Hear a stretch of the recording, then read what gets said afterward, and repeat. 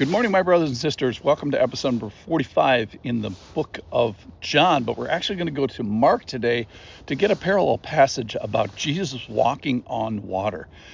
Today's about Groundhog Day, or trying not to make it Groundhog Day for your soul specifically. So the context is it's 3 a.m. The disciples without Jesus have been in a boat on the Sea of Galilee, and they're rowing. It's against the wind. A storm has come up, and they're making headway painfully. So it's dark now, there's a storm, and there's no Jesus because Jesus was sending them ahead because he was praying. So here's the story from Mark 6, which is parallels from John 6. And about the fourth watch of the night, he came to them walking on the sea. He meant to pass by them. But when they saw him walking on the sea, they thought it was a ghost. And they cried out, for they all saw him and were terrified. But immediately he spoke to them and said, "Take heart, it is I, do not be afraid." Verse 51. And he got into the boat with them, and the wind ceased, and they were utterly astounded. And then here's the line that I want to focus on today. For they did not understand about the loaves, but their hearts were hardened. So the loaves was the story before this in the Bible. Literally, it's the same day or the day before. And that's where Jesus fed the 5,000. So King James says it, they considered not the miracle of the loaves. NASB says they had not gained any insight from the incident of the loaves. New Living Translation says, for they still didn't understand the significance of the miracle of the loaves. So the deal is they forgot about the loaves, or at least they didn't understand about the loaves. So the amazing thing in this story to me is that the lesson of the loaves from, the previous pages of the Bible, previous experiences that the disciples had, the lessons of the loaves was required when they were on the stormy sea. So they had failed to employ their capabilities for understanding and arrive at insight about something the Lord had previously tried to teach them.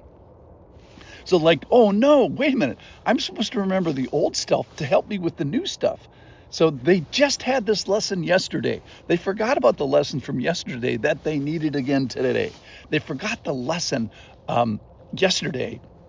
They forgot the lesson itself, that shows up in impossible circumstances, to remember the super powerful Jesus. That is our superpower. Remember the lesson from my granddaughter when she said, your superpower, what's your name and what's your superpower? And when you play that game of make-believe, your superpower is absolutely going to be required in situations that we face as we play this make-believe game. So let's break this down. How did they forget? They forgot the lesson specifically. And worse, maybe they didn't understand it in the first place. They didn't consider it. They didn't think through it. They didn't own it. They didn't interject the Lord between the presenting circumstances and the desired outcomes. They forgot to put the Lord in there. And they forgot their superpower, which was their association with the actual super powerful Lord. So they had this opportunity to place Jesus between this impossible situation, put faith in the middle, and they didn't do that. So they sort of got the circumstances right. They got the math part of the problem right, but they didn't have the resources to put it to work. They didn't get the master right. So now they're in a dark and stormy night, in peril, at risk, and at spiritual wit's end, and they needed that lesson to bring into the dark and stormy night. So we may have to work at this. We may have to spend some time working at particular lessons, which is why I like this podcast, which is a regular daily application to work on some of our skills together. It's our efforts to remember daily.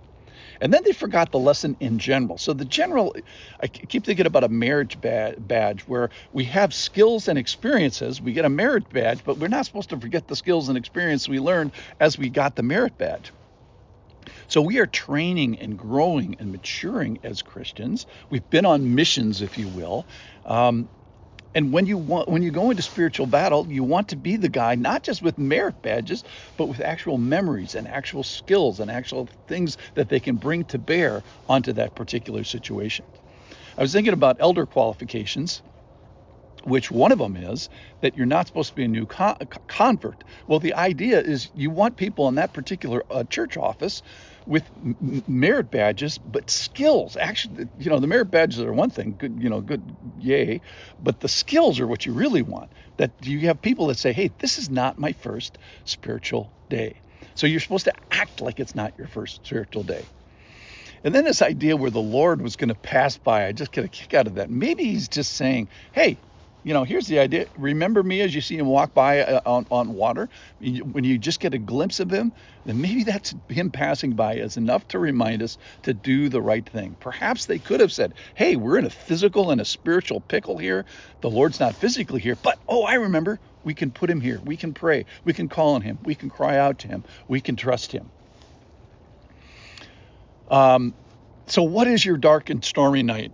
What is your situation right now that sounds impossible, where you're at risk, you're in peril, and you might have these insurmountable issues? What should you do? Remember, number one, it's not your first spiritual day. Don't forget the lessons in general. You have experiences, you have encounters, you have realities, you have skills that you can bring to bear. And then remember today's lessons specifically, which was, hey, God met me recently, yesterday in their case, and maybe I should remember it. So if God gives you a lesson about something, the loaves, do your best to remember it. Why? You need to treasure it and hold on to it and rely on it, because when there's a big storm, Jesus may ask you to remember the lesson about the loaves. So let's be stronger and more spiritually mature person today than we were yesterday. Let's learn the lesson of the loaves, because it may be required in the stormy sea. So don't be the same spiritual person that you were yesterday. Don't be in a spiritual groundhog situation where you have to learn the same lessons over and over. So let's incorporate them. Why? So that they can be used, and we can have the skills to bring to bear on the situation that we find ourselves in. Thanks for listening.